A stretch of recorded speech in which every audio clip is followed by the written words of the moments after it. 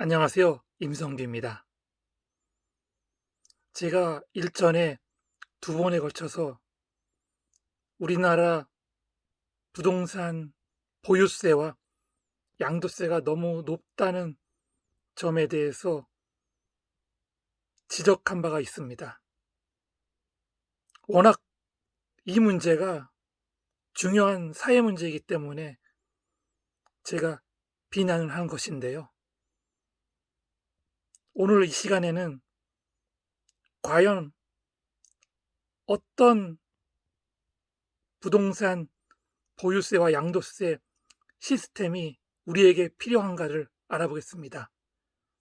저는 단연코 미국의 제도가 우리에게 현실적으로 맞다고 판단합니다.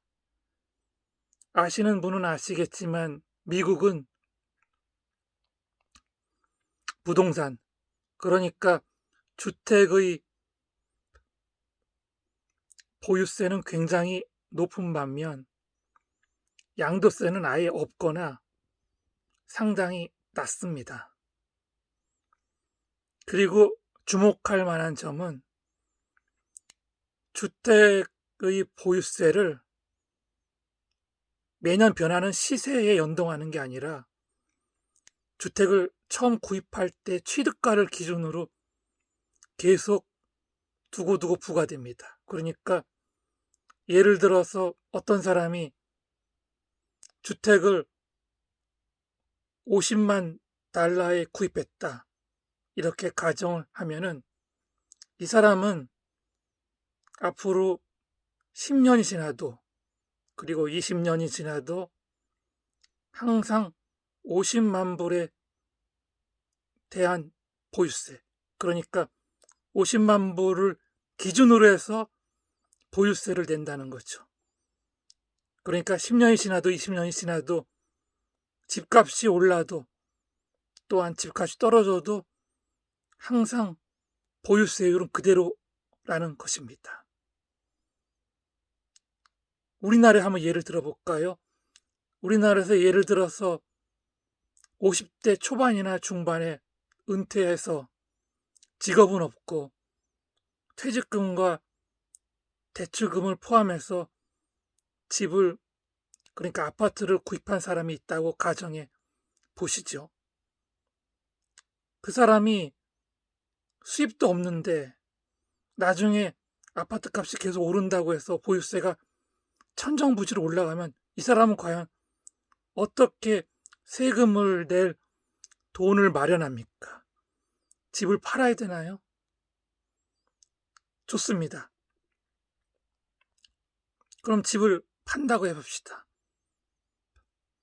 그런데 양도세가 너무 비쌉니다.